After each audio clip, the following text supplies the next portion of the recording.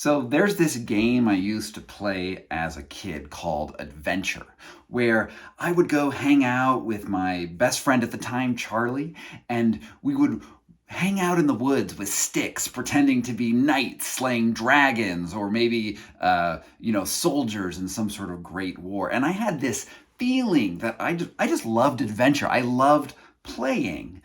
And then, sort of late 80s, early 90s, I found this game called Dungeons and Dragons. And at the time, it had a pretty bad reputation. All these Christian groups across America were saying that Dungeons and Dragons was going to make your kids satanic. It was the satanic panic.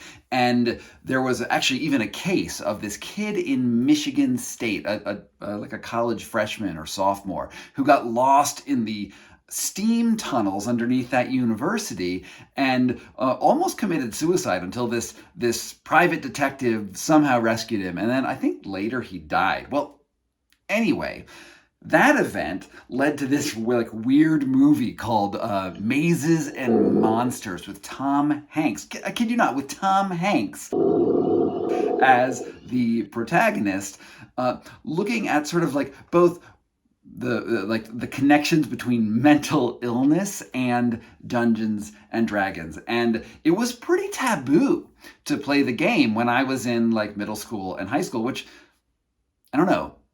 Maybe that's one of the reasons that I loved it. Actually, I was a pretty awkward kid in school. I had ADD, which means my imagination was firing at a million miles a minute, and I just wanted to sort of live in that sort of adventure fantasy world that I loved as a kid, and D&D sort of answered that for me. And I remembered I was the dungeon master, which is like the chief nerd of D&D, and I would run these games in the back of my classroom with my other friends, sort of whispering to other kids and sort of inventing these fantasy worlds of like octopus-faced gods fighting knights on like space boats. I mean, it was pretty crazy, and at the time, I got into a lot of trouble for it.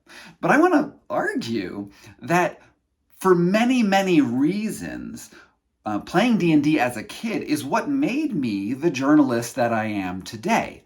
Now, if you've never played D&D, it is a game built around storytelling and rolling dice, and there are like so many rule books associated with this. And I found this recently. This was the book that I had as a kid. It's called The Player's Handbook, and it sort of like defines the rules of this fantasy world. There's like mage spells and like how much damage does a club use, and like basically every like medieval style video game that you play today was based on these rules. And I memorized this book. Like I knew everything that happened in Dungeons and Dragons as a kid, and like I could like calculate all in my head. And in a way, because I loved this, it taught me how to study really deep. And I loved the fact that as I was exploring the world, this fantasy game created rules that we could understand and that sort of made sense. For someone who's trying to discover what their place is in the world, it sort of actually created an order and let me sort of sink into where my childhood brain, wherever it could go. And,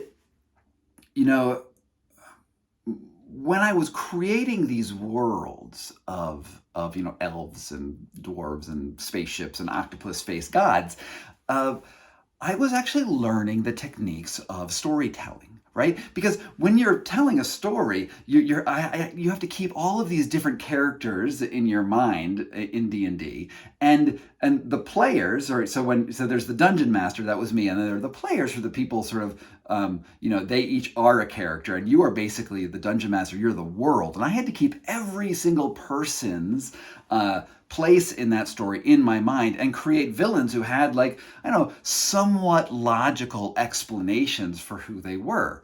And And this was really interesting. When you're making a villain, right? These are like an evil person who's trying to kill your mages, your knights, and your dwarves, and whatever else. And I had to inhabit the idea that these villains had a reason for what they were doing versus they were just like psychotic killers. And I found, what I realized as a kid is that every bad guy has to have a reason to think that they are a good person. And really, really interesting as you fast forward into my life as an investigative journalist, right, where I am actually telling stories about the world that exists in reality. When I would interview real world villains, right? When I was interviewing people who were buying and selling human organs, like for real, that's that book. When I was interviewing people who were like mafia dons who had actually literally murdered people, or when I was talking to warlords, again, in like central India and Bangladesh, when I was meeting these people who were quite violent, one of the things that was always very useful was to keep in my mind that every villain thinks that they're a good person. They have some logic to explain why the very bad things that they do are actually somehow good for the world, or good for them, or good for their family.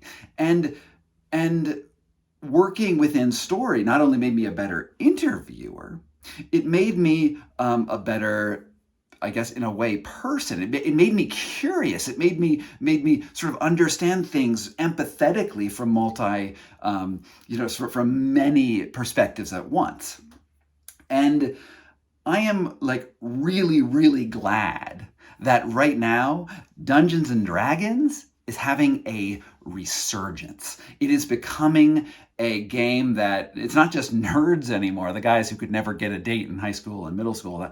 That was definitely me. It is now sort of taking over and interestingly combating the social media anomie that exists in the world today, and this like feeling of isolation, because to play D&D you have to bring people together. You have to get around a table and start talking and pretending to be this sort of silly elf thing, and your dorky dwarven warlord or whatever. And I'm finding that when I actually ran a D&D game about 2 years ago, I had a year of like 8 great friends every Wednesday around a table in my house. And it was like awesome bonding. And so I am glad that that satanic panic stuff is more or less over. And I also found, if you're interested in D&D, if you want to sort of explore it, there's this guy named Matt Koval, and I'll put a link maybe like up here about his channel where he talks about being a dungeon master. And if you watch his videos, one of the really cool things is that you learn that learning how to be a good dungeon master and a good role-playing person actually has a set of skills that teaches you to do many, many other things in the world, to think about the world more complexly, to think of how humans could interact in a better way. And you find that you're not just learning a really, really, really fun game, you're learning about being human. And that's really great. So thank you to Matt Koval. And, by all means, maybe if you're curious, maybe play D&D. Or if you have kids, maybe they can play D&D too. So, like, subscribe, and comment. Did you play D&D as a kid? Did you like it? Did you hate it? Did you find it like too dorky or too complex? Would you never date a person who played D&D? I want to know. Put it in the comments. And thanks.